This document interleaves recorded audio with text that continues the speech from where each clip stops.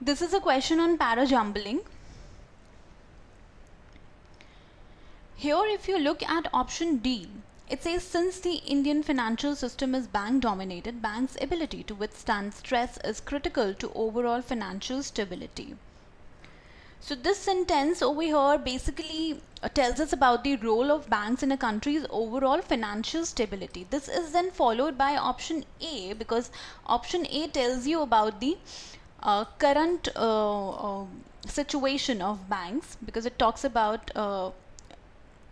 the recent past here, which is then followed by option B, that says capital adequacy levels remain above the regulatory requirements.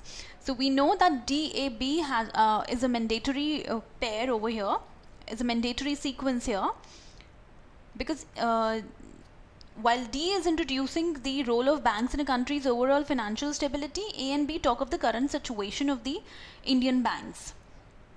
Now, if you look at option E, it says the funding constraints in international financial markets could impact both the availability and cost of foreign funding for banks and corporates. It's basically introducing the whole topic of funding constraints faced by the banks in general.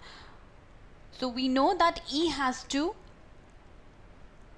be the opening statement. Also, when you know that D in DAB are a pair, you can very quickly DAB is a sequence, then you can very quickly eliminate option D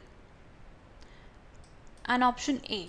So in any case you were left with B and C. Now we know that E has to be the opening statement, so we can very positively go with option C,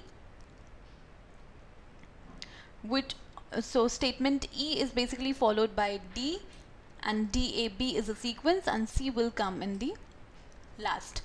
That talks about the financial market infrastructure continues to function without any major disruption.